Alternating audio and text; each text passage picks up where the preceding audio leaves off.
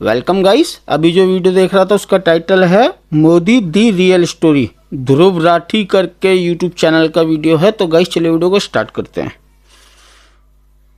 अरे हम तो फकीर मोदी के बारे में होने वाला, उनकी रियलिटी मतलब क्या है। लेकिन पूरी दुनिया में आपने ऐसा कोई फकीर देखा है जो 1,40,000 का चश्मा लगाता, 1,40,000 का चश्मा फकीर भिक्षा मांगकर यहाँ पर फॉरेन टूर भी कर लिए और डिजिटल कैमरा भी खरीद लिया डिजिटल कैमरा के रिलीज होने से पहले। और नरेंद्र मोदी अपने आप को रिलीज होने से पहले खरीद लिया है। परिवार का बताते हैं और खुद को गरीब। मैं बचपन में रेल के डिब्बे में चाय बेचता था। वाह क्या फकीरी है, वो भगवान है हमारे, क्या फकीरी है। पूजा करते हैं। सच तो ये है दोस्तों कि ये लोग हमारे हिंदू धर्म को ही तोड़ने मरोड़ने लग गए अपने नफरतखोर एजेंडा को फैलाने के लिए।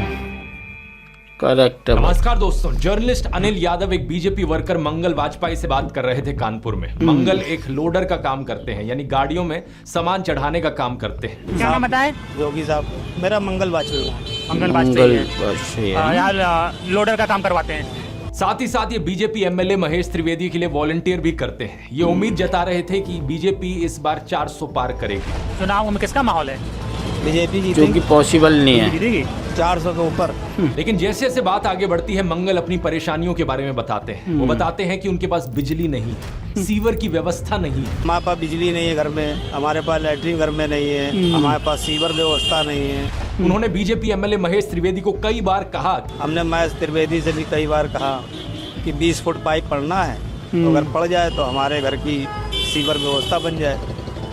नहीं बन पाई। उन्हें कुछ भी नहीं मिला और ना ही उन्हें कुछ मिलने की उम्मीद है। त्याग तपस्या की मूर्ति है कि कुछ नहीं मिला, ना लेकिन उम्मीद उसके है, बावजूद कोई शिकायत नहीं है। कोई और शिकायत ना कोई नहीं। उम्मीद है मिलने की। मोदी को ही और ना जाएगा उम्मीद क्योंकि हम है। अंधभक्त लेकिन हैं। फिर भी वो खुद को भाजपा का भक्त कहते हैं। लेकिन ये तो कहा जाता है ना कि भूखे पेट ना होए भजन गोपाला। इस पर मंगल वाजपेयी जवाब देते हैं कि ऐसा कुछ नहीं है। आदमी बालू खाकर भी पेट भर सकता है, यानी कि मिट्टी खाकर भी पेट भर सकता है। अरे सब हो जाता है अगर संत चाह लेगा।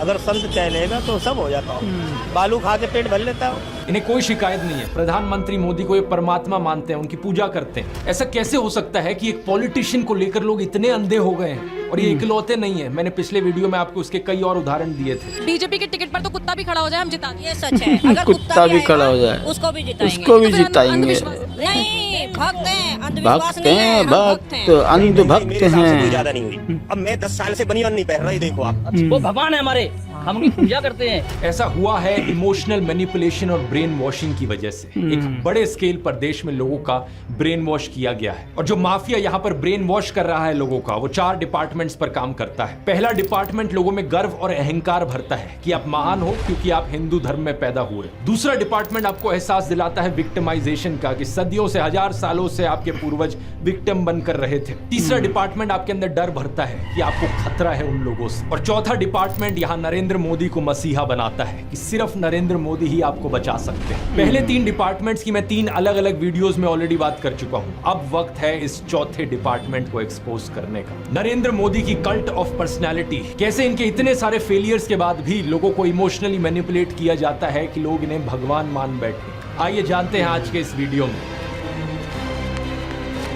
भगवान मान बैठे हैं लोग। अंधभक्त तो भगवान जी बोलते हैं मोदी जी जून को। 2013 की बात है दोस्तों। राइटर नीलांजन मुखोपाध्याय ने एक किताब लिखी नरेंद्र मोदी के ऊपर।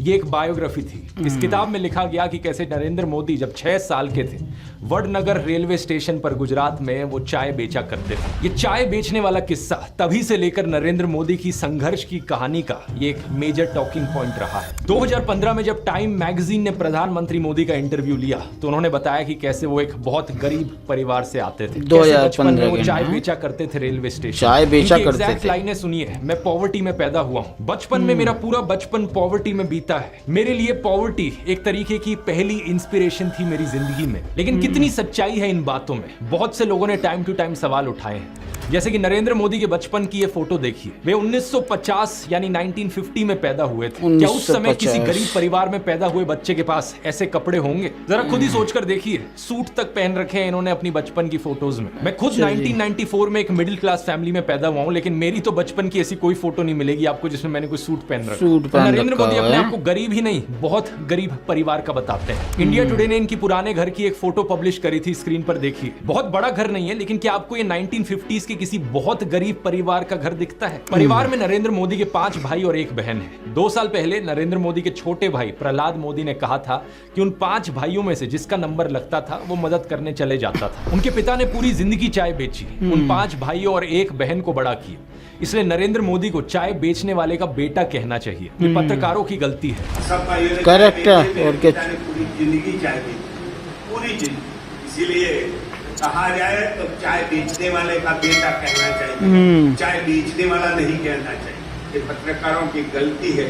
2014 में कांग्रेस नेता अहमद पटेल ने कहा था कि नरेंद्र मोदी कभी चाय वाला नहीं थे, बल्कि वो एक कैंटीन ठेकेदार थे। अब कांग्रेस की बात पर कितना यकीन किया जाए नहीं किया जाए, लेकिन 2021 में बीजेपी ने भी ये कैंटीन वाली चीज अनइंटेंशनली एक्नॉलेज करी थी। रेलवेज मिनिस्टर अश्विनी वैष्णव ने इंस्ट्रक्ट किया ऑफिशियल्स को कि वो वडनगर रेलवे स्टेशन पर एक कैंटीन को ब्यूटीफाई करें। इंडिया टुडे के आर्टिकल में यहाँ क्लियरली लिखा हुआ है और इसके नीचे एक फोटो भी लगी है इस टी स्टॉल / कैंटीन की जो नरेंद्र मोदी के पिता चलाया करते थे। हाल ही में लिखे गए CNN के इस आर्टिकल को देखिए। नीलांजन मुखोपाध्याय खुद कहते हैं कि मोदी की जो पॉवर्टी की कहानी है वो ग्रॉसली एग्जैजरेटेड है, यानी कि बहुत बढ़ा चढ़ा कर लोगों को बताई गई है। इतना ही नहीं, एक दूसरे आर्टिकल में नीलांजन बताते हैं कि नरेंद्र मोदी के पिता के पास इतने पैसे थे कि वो मोदी और उनके भाइयों को स्कूल भेज पाए। और स्कूल जाने का मतलब था कि वो कहीं और फुल टाइम काम नहीं कर सकते थे, बस वो स्कूल के बाद अपने पिता का हाथ बटाया करते थे। ये सब सुनकर एक बहुत बड़ा सवाल आपके मन में आएगा कि ऐसी कहानियों को क्यों बढ़ा चढ़ा कर हमें बताया जाता है। नीलांजन कहते हैं ऐसा इसलिए किया जाता है ताकि इंडियन पब्लिक को एक आइडिया बेचा जा सके। मित्रों, मैं बचपन में मैनिपुलेट किया जा सके। रेल के डिब्बे में चाय बेचता था और आज आपके सामने खड़ा हूं। कोई भी इंसान अगर समझदारी से सोचे तो वो जानता है कि इस बात से फर्क नहीं पड़ता। एक अच्छा नेता गरीब परिवार से भी आ सकता है और अमीर खानदान से भी आ सकता है, और यही चीज कही जा सकती है एक बुरे नेता या डिक्टेटर के बारे में भी। उदाहरण के तौर पे बात करें, कंबोडिया का जो डिक्टेटर था पोल पॉट, वो एक अमीर खानदान से आता था, लेकिन इटालियन डिक्टेटर बेनिटो मुसोलिनी एक गरीब परिवार में पैदा हुआ था। उसके पिता एक ब्लैक स्मिथ थे और वो बड़े गर्व के साथ इन चीजों को प्राउडली एक्सप्रेस करता था कि कैसे वो जनता के बीच से निकल कर आया है। रशियन डिक्टेटर जोसेफ स्टालिन के पिता एक मोची थे, यानी जूते बनाने वाले, और माँ एक धोबिन थी। और दुनिया का सबसे जाना माना तानाशाह हिटलर भी एक गरीब परिवार में पैदा हुआ था। लेकिन गरीब परिवार में पैदा होने का मतलब ये नहीं कि उसने गरीबों के लिए काम किया था अपने करियर में। उल्टा जानते हो क्या, हिटलर चंदा धंधा का मॉडल चलाता था अपना खुद का। उसके समय में बहुत सी क्रॉनी कैपिटलिस्ट कंपनियों ने करोड़ों का प्रॉफिट कमाया। IG फार्बन, डॉयचे बैंक, BMW, कुछ गाड़ियों की कंपनीज जिनको आज आप जानते हैं और कुछ लोग इन गाड़ियों के पीछे बड़ा भागते हैं, पोर्शे, मर्सिडीज बेंज, फोल्क्सवागन, इन सब कंपनियों ने चंदा डोनेट किया था हिटलर को अपने समय। 2016 में BMW ने माफी भी मांगी थी इस चीज को लेकर। इस आर्टिकल को देखिए, रिग्रेट एक्सप्रेस किया था कि वो एक समय पर हिटलर को सपोर्ट किया करते थे। इंडिया की बात करें तो हाल ही में हमने देखा इलेक्टोरल बॉन्ड स्कैम। मैंने पूरा वीडियो बनाया इस पर कि कैसे ये एक घोटाला नहीं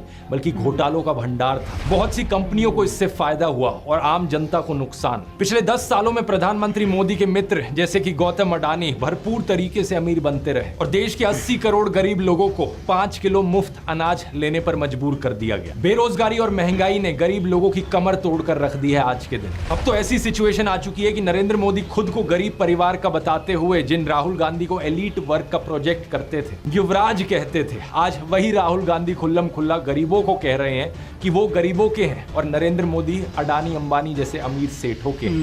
करेक्ट है ये एकदम। बिना कुछ लाखों करोड़ रुपए देते हैं तो कहते हैं देखो देखो देखो विकास हो रहा है। हमने मनरेगा किया, मजदूरी के लिए पैसा दे रहे हैं और कहते हैं गरीबों की आदत बिगाड़ रहे हैं। मैं आपका हूँ, वो उनके हैं। राहुल गांधी कह रहे हैं कि जितना रुपया नरेंद्र मोदी ने अडानी को दिया है उतना रुपया वो देश के गरीब लोगों को देंगे। और मैं देश को फिर से दोहरा के कह रहा हूँ, जितना पैसा नरेंद्र मोदी जी ने इनको दिया है ना, उतना ही पैसा हम हिंदुस्तान के गरीब लोगों को देने जा रहे हैं। महालक्ष्मी योजना, पहली नौकरी पक्की योजना, इन योजनाओं के माध्यम से करोड़ों लाखपति बनाएंगे। इन्होंने 22 अरबपति बनाए, हम करोड़ों लाखपति बनाए। प्रधानमंत्री मोदी इसका ज्यादा जवाब दे नहीं पाए। उल्टा उन्होंने कोशिश करी थी ये कहने की कि अडानी अंबानी एक्चुअली में कांग्रेस के साथ मिले हुए हैं। जरा ये साझा घोषित करें इस चुनाव में ये अंबानी अडानी से कितना माल उठाया है। कितना मार्च में आई इस माल रिपोर्ट को उठाया देखिए, है। भारत में इनकम इनइक्वालिटी 100 साल में सबसे ज्यादा हो गई है। इतनी बुरी हालत अंग्रेजों के जमाने में भी नहीं होती थी। ऐसे में अगर राहुल गांधी ने संकल्प लिया कि अगले 5 सालों में वो सभी 22 करोड़ गरीब लोगों को गरीबी से निकाल देंगे, तो इसमें क्या गलत किया। लेकिन पीएम मोदी इस बात पर भी तंज कसने लगे। उनके पास खुद कोई अपना विजन नहीं है। 80 करोड़ लोगों के हाथ में कटोरा पकड़ा दिया और अगले 5 सालों के लिए यही 5 किलो अनाज वाली स्कीम एक्सटेंड कर दी। ना रोजगार का कोई प्लान बताया है, ना महंगाई कंट्रोल कैसे होगी ये बताया, ना गरीबी कैसे हटेगी ये बताया। और जब राहुल गांधी ने सबके लिए रोजगार की बात करी तो प्रधानमंत्री मोदी उनका मजाक उड़ाने लग गए। कांग्रेस के शाहजादे ने अभी घोषणा की, आप भी सुन करके हंसोगे। सुनाऊं? जोरों से हंसना पड़ेगा आपको। और आपको ये भी मालूम कि ये टेम्पो में पैसा देते हैं, क्या ये आपका पर्सनल एक्सपीरियंस है क्या? फरवरी 2020 में गुजरात में Personal नमस्ते ट्रम्प experience। इवेंट हुआ था, तो गरीबों को छुपाने के लिए एक 1600 फुट लंबी दीवार बनाई गई थी। जरा खुद सोचकर देखो, 1995 से लेकर 2020 25 साल से गुजरात में बीजेपी की सरकार थी, जिनमें से 3 बार तो खुद नरेंद्र मोदी ही चीफ मिनिस्टर थे। लेकिन इनसे गरीबी नहीं हटाई गई, उल्टा ये गरीबों को छुपाने लग गए। G20 समिट के समय दिल्ली में भी यही हुआ था। कुछ बस्तियों को हरे पर्दे के पीछे ढक दिया गया था, यानी कि इन गरीब लोगों की मूवमेंट को भी रिस्ट्रिक्ट कर दी। इसी के तहत ये पूरी दुकानें यहाँ से ढक दी गई हैं, जो थोड़ा झुग्गी टाइप मतलब गरीबों को छुपा दो हैं हैं यहाँ पर। कि हमारे देश में सोचिए कि गरीबी कितना नहीं। डिह्यूमनाइजिंग है। कोई आपसे कहे कि तुम अच्छे नहीं लग रहे हो, तुम तो एक दाग धब्बा हो। वो गोरे सेठ आ रहे हैं हमारे देश में घूमने, तुम्हें एक पर्दे के पीछे छुपा दिया जाएगा। कैसा लगेगा आपको ये सुनकर? उन गरीबों की सोचो, उन्हें कैसा लगा होगा। सीधा कहते हैं कि यहाँ से जाओ, उस गरीब को तो भगा सकते हो, उस अमीर को भगा के देखो ना। तो इन सब चीजों के चलते नरेंद्र मोदी की ये जो गरीब परिवार वाली ब्रांडिंग थी, अब ये लगभग खत्म हो चुकी है। लेकिन उनके कल्ट ऑफ पर्सनैलिटी का ये केवल एक हिस्सा है। दूसरा हिस्सा यहाँ पर आता है उनके परिवार को लेकर। व्हाट्सएप पर और गोदी मीडिया के जरिए आपको बार बार बताया जाता है कि नरेंद्र मोदी इतने महान हैं क्योंकि उन्होंने देश के लिए अपने परिवार को छोड़ दिया, अपनी पत्नी को छोड़ दिया। देखो, वैसे ये एक पर्सनल मामला है, किसी पति पत्नी की आपस में ना बने, ये कोई बड़ी चीज नहीं है। बहुत से लोगों के साथ ऐसा होता है, लेकिन यही लोग खुद इस पर्सनल बात को बीच में लाते हैं, इसे अचीवमेंट के तौर पर दिखाने के लिए। देश के लिए पत्नी को छोड़ दिया, कुछ सेंस है इस बात का? पूर्व प्रधानमंत्री लाल बहादुर शास्त्री जी ने तो अपनी पत्नी को नहीं छोड़ा, तो क्या वो देश के लिए काम नहीं कर पाए? महात्मा ज्योतिबा फूले की पत्नी सावित्रीबाई फूले के बारे में तो सब जानते हैं, क्या उन्होंने देश के लिए महान काम नहीं किया? आपने अगर रामलीला देखी है तो उसमें भी देखा होगा कि कैसे सीता जी ने भी भगवान राम का साथ दिया वनवास में, और राम ने उन्हें बचाने के लिए क्या क्या नहीं किया। तो व्हाट्सएप यूनिवर्सिटी की एक ऐसी घटिया नारी विरोधी मानसिकता है, जहां आप औरत को एक अड़चन की तरह देखते हो, जहां आप पत्नी को छोड़ देने को एक अचीवमेंट की तरह दिखाते हो। और केवल पत्नी ही नहीं, बल्कि नरेंद्र मोदी के परिवार को लेकर भी व्हाट्सएप माफिया यही बात फैलाता है। अरे औरों की तो छोड़ो, नरेंद्र मोदी खुद इस बात को बार बार दोहराते रहते हैं। कहते हैं कि उन्होंने अपने परिवार को देश के लिए छोड़ दिया। मेरे देशवासियों, मैंने घर, परिवार, सब कुछ देश के लिए छोड़ा है। पंजाब केसरी अखबार ने तो उनकी चरण वंदना करते हुए उनकी तुलना भगवान बुद्ध और महावीर जैन से कर डाली। लेकिन इन लोगों से मैं पूछना चाहता हूँ, कभी भगवान बुद्ध ने अपना घर छोड़कर ऐसे बयान दिए क्या? सम्माननीय आदरणीय दीदी, आदरणीय दीदी, ओ दीदी। किसी औरत को कांग्रेस का विधवा कहा, 50 करोड़ की गर्लफ्रेंड कहकर अपमानित किया, समाज में नफरत का जहर बोया। सत्ता पाने के लिए भगवान बुद्ध ने ये सब नहीं किया था, वो तो खुद एक राजकुमार थे। वो तो सत्ता को, महल को और सिंहासन को छोड़कर जंगल में गए थे, और उनके पीछे उनके माँ बाप, उनकी पत्नी यशोधरा और उनके बेटे राहुल तो राजमहल में सुविधाओं के साथ जी रहे थे। और जब बुद्ध की ज्ञान प्राप्ति हुई तो जानते हैं उन्होंने सबसे पहले क्या कहा था? oshonews.com पर ओशो के एक लेक्चर का ट्रांसक्रिप्ट दिया हुआ है। जब बुद्ध को ज्ञान प्राप्ति हुई तो पहली बात उन्होंने अपने शिष्यों से ये कही, मैं यशोधरा के पास जाना चाहता हूं, उससे बात करना चाहता हूं। ये सुनकर आनंद व्याकुल हो गए, बोले कि ये ठीक नहीं है, लोग क्या कहेंगे। बुद्ध ने कहा, मुझे उसका धन्यवाद करना है उसकी मदद के लिए, और जो मेरे साथ हुआ, जो मुझे मिला, इसका कुछ हिस्सा मुझे उसे देना है, ये उसका कर्ज है मुझ पर। और वो गए। यशोधरा ने उन्हें देखा, 12 साल का गुस्सा उनके अंदर था। वो बोली, मुझसे कहकर तो जाते, क्या मैं तुम्हें रोकती? इतना भी विश्वास नहीं था मुझ पर। बुद्ध ने माफी मांगी, ये कहा कि मैं ना समझ था, अब समझ आई तो वापस आया हूँ। सुनो, कुछ अद्भुत हो गया है। मेरा पहला दायित्व तुम्हारे प्रति, इसलिए वह अनुभव तुम्हारे साथ साझा करूंगा। यशोधरा की आंखों से आंसू झरने लगे। अब प्रधानमंत्री मोदी का इंस्टाग्राम अकाउंट देखिए जरा। प्रियंका चोपड़ा और निक जोनस की वेडिंग रिसेप्शन में गए, उन्हें बधाई दे रहे हैं। इस वीडियो को देखिए, विराट कोहली और अनुष्का शर्मा के वेडिंग रिसेप्शन पे जाकर उन्हें गुलाब दे रहे हैं। मलयालम एक्टर सुरेश गोपी की बेटी की शादी में गए। टाइम्स नाउ की एंकर नविका कुमार के बेटे की शादी में गए। मुकेश अंबानी ने हॉस्पिटल खोला तो वहां बधाई देने पहुंच गए। इस न्यूज आर्टिकल को भी देखिए, नरेंद्र मोदी ने गौतम अडानी के बेटे करण की ग्रैंड एंगेजमेंट सेरेमनी को भी अटेंड किया। तो बॉलीवुड सेलिब्रिटीज और अमीर सेठों की शादियों में जाने के लिए बहुत समय है इनके पास। हालांकि इसमें कुछ गलत नहीं है, इनकी मर्जी अगर ये जाना चाहें तो।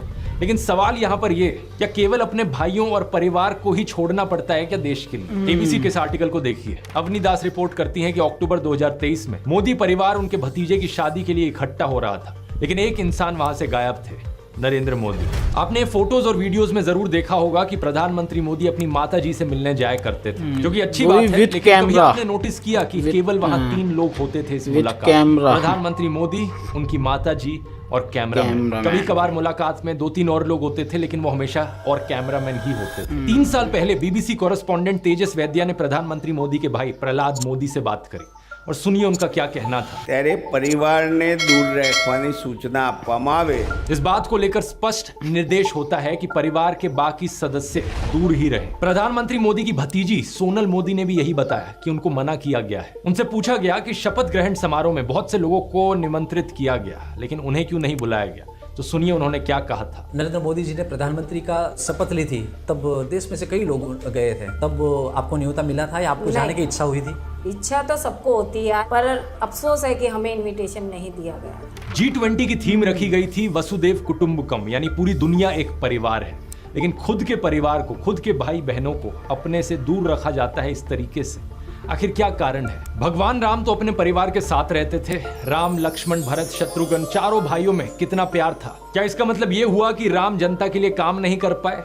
उन्होंने तो राम राज्य स्थापित किया था, जहां कोई गरीब, बेरोजगार, दुखी नहीं था। मैं फिर से कहूंगा, ये प्रधानमंत्री मोदी का अपना पर्सनल मैटर है। अगर वो बॉलीवुड, अडानी, अंबानी जैसे दोस्तों के साथ ताल्लुक रखना चाहते हैं और अपने परिवार के साथ नहीं, उनकी मर्जी। मुझे प्रॉब्लम इस बात से नहीं है। प्रॉब्लम इस बात से है कि इसे अचीवमेंट की तरह क्यों दिखाया जाता है कि मैंने अपना परिवार छोड़ दिया, देखो मैं कितना महान हूं।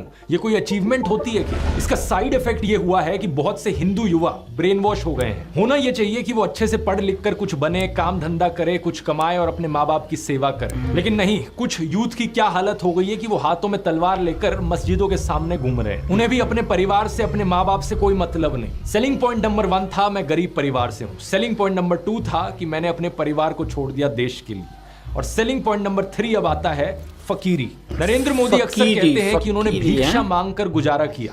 कभी कहते हैं कि 35 साल के लिए, कभी कहते हैं 40 साल के लिए। करीब 40 साल मैंने भिक्षा मांग करके खाया है। मैं 35 साल तक भिक्षा मांग करके खाया। चलो इतनी तो बोलने में गलती हो सकती है, 35 साल हो, 40 साल हो, लोग अक्सर भूल जाते हैं। लेकिन सवाल ये कि वो एमएलए पहली बार बने 2002 में, तब उनकी उम्र होगी 52 इयर्स। लेकिन उससे पहले 90s में ही पता नहीं कैसे उन्होंने फॉरेन टूर्स कर लिए। ये फोटोज देखो उनकी, आईफिल टावर के सामने पेरिस में, व्हाइट हाउस के सामने अमेरिका में, हॉलीवुड के सामने, लंदन गए, वो मलेशिया गए। क्या 40 साल भिक्षा मांगकर इतने पैसे कमाए जा सकते हैं कि फॉरेन के टूर्स कर ले 90s में? और साथ ही साथ इसी बीच में नरेंद्र मोदी ने बीए और एमए की 2 डिग्रीज भी कर ली अलेजिडली। ये कैसे हो गया, आप ही बताओ दोस्तों। साल 1990 में डायकाम मॉडल 1 रिलीज हुआ था, जो कि यूएस में लॉन्च होने वाला दुनिया का पहला कमर्शियली अवेलेबल डिजिटल कैमरा था। लेकिन प्रधानमंत्री मोदी अपने इंटरव्यू में बताते हैं कि उन्होंने पहली बार डिजिटल कैमरा 1987 या 1988 में यूज किया था। मैंने पहली बार डिजिटल कैमरा का उपयोग किया था 87-88 में शायद। मतलब भिक्षा मांगकर यहाँ पर फॉरेन टूर भी कर लिए और डिजिटल कैमरा भी खरीद लिया, डिजिटल कैमरा के रिलीज होने से पहले। वाह, क्या रिलीज होने से पहले मोदी जी, वाह। फकीरी। अपनी कलम को गिरवी रख चुका एक गीतकार कहता है कि फकीरी है आपके स्वभाव में। एक फकीरी है आपके स्वभाव में। कभी नरेंद्र मोदी खुद ही कहते हैं कि हम तो फकीर आदमी हैं, झोला उठाकर चल पड़ेंगे। अरे हम तो फकीर आदमी हैं, झोला लेके चल पड़ेंगे जी। लेकिन पूरी दुनिया में आपने ऐसा कोई फकीर देखा है जो 1,40,000 का चश्मा लगाता हो, अपनी बूढ़ी माँ को नोटबंदी के लिए लाइन में खड़ा कर दिया और खुद घूमते हैं 12 करोड़ की मर्सिडीज में? एक तरफ तो शास्त्री जी जैसे प्रधानमंत्री देखे हैं देश ने। बताया जाता है कि उनके पास सिर्फ 2 धोती और 2 कुर्ते हुआ करते थे। कुर्ता फटकर इस्तेमाल करने लायक ना रहे तो उसे भी रुमाल बना लेते थे लाल बहादुर शास्त्री जी। लेकिन प्रधानमंत्री मोदी की यूएस विजिट की इन फोटोज को देखिए, एक दिन में 4 बार कपड़े बदलते हैं। द प्रिंट में लिखेगा इस आर्टिकल को देखिए, उत्तराखंड और हिमाचल जाते हुए प्रधानमंत्री मोदी ने 8 घंटे में 4 बार कपड़े बदले। इस टाइम्स ऑफ इंडिया के आर्टिकल को देखिए, प्रधानमंत्री मोदी गंगा आरती करने गए तब भी कपड़े बदलते जा रहे हैं। हुबली टाइम्स वालों ने तो इनकी फैंसी ड्रेस का एक पूरा कोलाज बना दिया। इंडिया टुडे ने भी इनकी 22 हेड गियर्स की कलेक्शन दिखाई है इस आर्टिकल में। और इस इंडियन एक्सप्रेस के कोलाज को भी देखिए। अगर ये फकीरी वाली बात भी नहीं बैठती लोगों में, तो इस सब के बाद अगला हथियार आता है कि इनको भगवान का अवतार ही बना दो। ये एक बार नहीं, दो बार नहीं, बल्कि कितनी बार कितने नेताओं ने बार बार प्रधानमंत्री मोदी को भगवान से कंपेयर किया। भगवान का अवतार है, भारत के लिए भगवान का वरदान बन के आए हैं। भगवान मनुष्य के रूप में नरेंद्र मोदी जी के रूप में अवतार लिया। हमारे माननीय प्रधानमंत्री जो खुद भगवान का रूप है, मोदी जी के रूप में श्री रामचंद्र ने जन्म लिया है। मोदी जी है ना, साक्षात भगवान महाकाल जी का अवतार है। मोदी राम और अमित शाह कृष्ण। अरे कुछ लोग तो मंदिर भी बनाने लग गए। पुणे में एक बीजेपी वर्कर ने नरेंद्र मोदी के लिए मंदिर बना दिया, गुजरात में इनका एक मंदिर बना, तमिलनाडु में इनके लिए एक मंदिर बना। क्या मजाक चल रहा है। ये इकलौते नेता नहीं है जिन्हें भगवान से कंपेयर किया जाता है। एक समय पर एडोल्फ हिटलर को भी जीसस से कंपेयर किया जाता था। राजनीति में हिटलर की एंट्री की तुलना की जाती थी जीसस के रिजरेक्शन से। लेकिन उस समय ये सवाल उठा कि ये बात जमेगी कैसे। जीसस तो शांति की मूर्त थे, सूली पर भी चढ़ाया गया उन्हें, तब भी उनके दिल में कोई नफरत नहीं थी। बोले कि हे भगवान उन्हें माफ करना। जबकि हिटलर तो नफरत का सौदागर था, तो कैसे जीसस का इस्तेमाल किया जाए नफरत फैलाने के लिए और हिटलर को उससे भी कंपेयर किया जाए। इसके लिए हिटलर और नाजी लोगों ने बाइबल को ही बदल डाला। मजाक नहीं कर रहा। ओल्ड टेस्टामेंट जो थी बाइबल की, उसे ही हटा दिया गया उनके समय। जीसस को इस तरीके से चित्रित किया गया कि वो ऐसा लगे कि वो यहूदियों के खिलाफ लड़ने वाले एक फाइटर हो। सिमिलरली बीजेपी के लोग बार बार नरेंद्र मोदी को भगवान का अवतार करके पुकारते हैं। लेकिन यहाँ भी दिक्कत वही आ जाती है कि नरेंद्र मोदी तो नफरत फैलाते हैं, लेकिन श्री राम की सूरत में दिखती है विनम्रता, सौम्यता, करुणा। राजा रवि वर्मा की इस आइकॉनिक पेंटिंग को देखिए, राम दरबार, जो कि हमारे देश के करोड़ों घरों में लगी हुई है। इस प्रॉब्लम का समाधान ढूंढने के लिए इनके लोगों ने राम की सूरत बदलनी शुरू कर दी। पिछले कुछ सालों में आपने देखा होगा ये एंग्री हनुमान और एंग्री राम की आइकॉनोग्राफी गाड़ियों के पीछे इसे लगाया जाता है, ये दर्शाने के लिए कि ये है असली में भगवान राम। चरित्र ही बदल दो भगवान का। रामायण में मुसलमानों का कोई जिक्र नहीं है, लेकिन इन लोगों ने रामायण को भी तोड़ मरोड़ दिया अपने नफरतखोर एजेंडा के लिए। 2016 में एक बीजेपी एमपी ने कहा कि मुसलमान तो रावण के डिसेंडेंट्स हैं। व्हाट्सएप माफिया वालों ने हमारे हिंदू स्क्रिप्चर्स में एक झूठा कोट इंसर्ट कर दिया, धर्म हिंसा तथैवच। जो चीज किसी वेद पुराण में नहीं थी, किसी रामायण महाभारत में नहीं थी, इन्होंने जबरदस्ती अपना नफरतखोर एजेंडा बीच में घुसा दिया उसे। धर्म हिंसा तथैवच, आपको जान करके आनंद होगा कि ये किसी भी ग्रंथ में कहीं पर भी नहीं लिखा हुआ है। और इससे आपके रोंगटे भी खड़े हो जाने चाहिए कि ये कौन सी सेंट्रलाइज्ड कॉन्स्पिरेसी यूनिट है जो इतनी बड़ी बड़ी साजिशें करती है कि जो बात धर्म ग्रंथ में लिखी भी नहीं हुई है उसको संस्कृत में लिख करके उसको चारों तरफ व्हाट्सएप से और दूसरे जरियों से फैला देती। सच तो ये है दोस्तों कि ये लोग हमारे हिंदू धर्म को ही तोड़ने मरोड़ने लग गए अपने नफरतखोर एजेंडा को फैलाने के लिए। लेकिन अब बहुत से हिंदुओं को इनका एजेंडा समझ में आ गया है। इस तरीके का हमारे धर्म के साथ खिलवाड़ करना लोगों को अच्छा नहीं लग रहा है, इसलिए ये कार्ड भी अब फेल होता जा रहा है। तो इन बीजेपी वालों ने क्या सोचा कि अवतार से एक लेवल नीचे इन्हें सर्वगुण संपन्न शक्तिमान दिखाया जाए। वाह क्या सीन है, वाह क्या सीन है। लेकिन किसी को यहाँ शक्तिमान बनाने का सबसे आसान तरीका है कि दूसरी साइड वाले की इमेज नीचे गिराओ। इसलिए इनके आईटी सेल ने राहुल गांधी को पप्पू बना दिया। व्हाट्सएप पर इनकी आधी अधूरी क्लिप्स तोड़ मरोड़ के दिखाई जाने लगी कि जैसे राहुल गांधी में तो कोई समझ ही नहीं है, वो तो बिल्कुल बेवकूफ इंसान है। लेकिन सच्चाई यह है कि पिछले 10 साल में पीएम मोदी ने एक भी प्रेस कॉन्फ्रेंस नहीं करी, कोई अनस्क्रिप्टेड इंटरव्यू नहीं किया, जबकि राहुल गांधी ने दिल्ली यूनिवर्सिटी से लेकर हार्वर्ड यूनिवर्सिटी तक लेक्चर दिए हैं। लोगों से ढेर सारी हर साल 2 साल अनस्क्रिप्टेड इंटरैक्शंस की हैं। ये बात सही है कि उनकी कुछ फनी क्लिप्स जरूर है जहां उनके मुंह से कुछ उलट पुलट निकल गया। This morning I got up at night.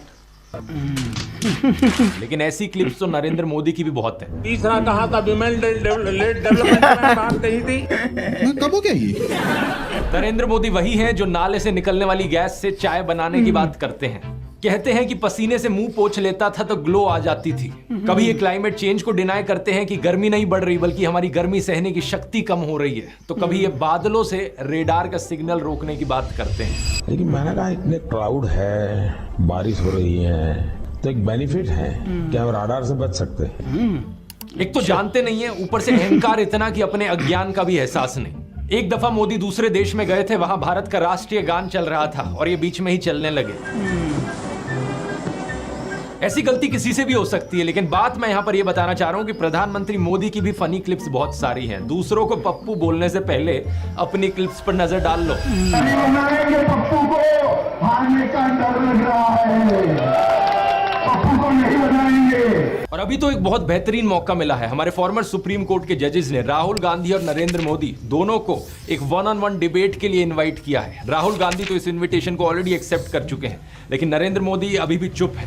अगर ऐसा होता है तो जनता के लिए भी एक बड़ा सीधा मौका होगा देखने का कि नरेंद्र मोदी और राहुल गांधी में से कौन ज्यादा समझदार है, कौन ज्यादा इंटेलिजेंट है और कौन ज्यादा केपेबल लीडर है देश के लिए। लेकिन नरेंद्र मोदी अगर इस डिबेट से भागते हैं और जवाब ही नहीं देते तो समझ जाना कौन यहाँ पर बेहतर है। इस कल्ट ऑफ पर्सनैलिटी में प्रधानमंत्री मोदी का सबसे बड़ा कार्ड है सब जगह फोटो चिपकाओ। बचपन में मैं सोचता था कि कोका कोला जैसी ड्रिंक्स की एड्स क्यों आती हैं टीवी पर। हर कोई तो जानता है कि कोका कोला क्या है। बाद में मुझे समझ आया कि out of site is out of mind, यानी नजर से बाहर तो दिमाग से बाहर। और इसकी उल्टी एक टैक्टिक है, जितना नजर में रहोगे उतना लोगों के दिमाग में घुसोगे। अखबार पर नरेंद्र मोदी, रेडियो पर नरेंद्र मोदी, टीवी चैनलों पर नरेंद्र मोदी, फेसबुक पर नरेंद्र मोदी, पेट्रोल पंप की होर्डिंग्स पर नरेंद्र मोदी, सड़क पर पोस्टर छपे हैं, गूगल एड्स पे करोड़ों खर्च करके अपना चेहरा दिखा रखा है, हर एक सरकारी स्कीम के इश्तिहार पे। अरे ये सब तो छोड़ो, कोविड वैक्सीन के सर्टिफिकेट पे भी नरेंद्र मोदी, सेल्फी पॉइंट्स तक बना डाले। 2022 की इस रिपोर्ट को देखिए। आईएनबी मिनिस्ट्री ने बताया कि सरकार ने 8 सालों में 6,400 करोड़ से ज्यादा रुपए खर्च किया एडवर्टाइजमेंट्स पर। हर रोज का 71 लाख रुपए तो अखबारों में ऐड देने में लगा दिया। और ये सब तो सरकारी पैसे से चलने वाली एड्स थी। इसके अलावा जो पार्टी फंड से चलने वाली एड है वो अलग, और गोदी मीडिया के एंकर जो दिन रात चाटुकारिता करते हैं वो अलग। हर जगह नरेंद्र मोदी। एक गायक थे जिम मॉरिसन, उन्होंने कहा था कि जो मीडिया को कंट्रोल करता है वो दिमाग को कंट्रोल करता है। लेकिन एक और सिंगर थे बॉब मार्ले, उन्होंने कहा था कि हर वक्त हर किसी को बेवकूफ नहीं बनाया जा सकता। और अब यही हो रहा है कि हर तरफ मोदी का चेहरा देखकर लोग उकता गए हैं। और ये जो वॉर रुकवाने वाली कहानियां हैं, इन पर पूछा जा रहा है कि इतनी ही वॉर रुकवाने वाले हो तो मणिपुर की हिंसा क्यों नहीं रुकवा देते? करेक्ट है। मोदी का पैसा है, कहीं तो यूज होगा। किसी एक्टर को उठा के बेटी बना देंगे, पापा ने वॉर रुकवा दी, पापा मणिपुर के दंगे क्यों नहीं रुकवाते? लोग पूछ रहे हैं कि भारत में सब चंगासी है तो 2022 में सब रिकॉर्ड तोड़ते हुए 2.25 लाख लोगों ने भारतीय नागरिकता क्यों छोड़ दी? इस मोदी मैजिक के खत्म होने का सबसे बड़ा सबूत यही है कि बीजेपी को दूसरी पार्टियों के उन नेताओं को अपनी पार्टी में लाना पड़ रहा है जिन पर भ्रष्टाचार के एक से बढ़कर एक आरोप लगे। अगर मोदी मैजिक सही में बचा होता तो मोदी के नाम से ही चुनाव जीता जा सकता था। इन बाहर के नेताओं को लाने की जरूरत नहीं थी अपनी पार्टी में। ये झूठ, डर और नफरत फैलाने की जरूरत नहीं थी। इस वीडियो में तो मैंने आपको नरेंद्र मोदी का वो चेहरा दिखाया है जो व्हाट्सएप माफिया आपको दिखाता रहता है। अगले वीडियो में मैं आपको दिखाऊंगा उनका असली चेहरा, उनके माइंड में क्या क्या चलता रहता है। यहाँ मैं आप लोगों को धन्यवाद करना चाहूंगा क्योंकि आप लोग इतने जज्बे के साथ इनकी इस झूठ और नफरत की फैक्ट्री को तबाह करने में लगे हुए हो। हमारे इस मिशन 100 करोड़ पर लगे रहिए। ये देखकर खुशी होती है कि किसी का कमेंट आता है ये कहते हुए कि आपने एक वीडियो को 850 लोगों के साथ शेयर किया व्हाट्सएप। 850 लोग प्रोजेक्टर स्क्रीन पर दिखाकर आप वीडियो चला रहे हो राजस्थान की गलियों से लेकर वेस्ट बंगाल तक। किसी ने टीवी लगा दिया बाहर मुंबई में ताकि लोगों तक सच पहुंचाया जा सके। इसी तरीके से लगे रहो। हमें देश के लोकतंत्र को बचाना है, देश के संविधान को बचाना है। वोट करने जरूर जाना और अपने आसपास के 10 लोगों को कन्विंस करना वोट करने के लिए। वोट करना इस नफरत और झूठ के खिलाफ। मुझे यकीन है कि हम इकट्ठे मिलकर देश को बचा लेंगे। अगर आपने इस ब्रेन वॉशिंग माफिया के चारों डिपार्टमेंट्स के बारे में पहली बार सुना है तो इस वीडियो को जरूर देखिए। यहाँ पर मैंने शुरुआत से समझाया था पहले डिपार्टमेंट के बारे में, क्लिक करके देख सकते हैं। इनकलाब जिंदाबाद। जय हिंद। अजीब फकीरी है गाइस। हाँ बताओ, 1,40,000 का चश्मा, लाखों रुपए का पेन, 10 लाख रुपए का सूट, 12 करोड़ रुपए की गाड़ी, कार, रेंज रोवर जो जिसमें चलते हैं, मर्सिडीज की जो भी है वो, 8,000 करोड़ रुपए का प्लेन। ऐसी फकीरी सबको होनी चाहिए यार, सबके पास है। बताओ, बचपन के फोटोज़ में भी देख रहे हो सूट वूट में दिख रहा है अच्छा खासा, ठीक बढ़िया। बोलते हैं मैंने अपने उसको परिवार को ही छोड़ दिया देश के लिए। परिवार, वो भाई देश के लिए छोड़ के परिवार, देश ने कब कहा कि आप अपने परिवार को छोड़ दो? जो अपने परिवार के सगे नहीं होगा वो देश का क्या होगा? देखा, अगर ऐसे भी सोचोगे तो बताओ, जिन्होंने उनको बड़ा किया, पाला पोसा, ये सब उनको छोड़ दिया उन्होंने। जब उनकी हेल्प करनी थी, एज आई उनकी, तब आपने परिवार छोड़ दिया तो गलत है। सो गाइस, यही था आज का वीडियो। उम्मीद है आपको पसंद आया होगा। हमारे चैनल को सब्सक्राइब कर देना। ओरिजिनल वीडियो का लिंक डिस्क्रिप्शन से ले लेना। अल्लाह हाफिज़।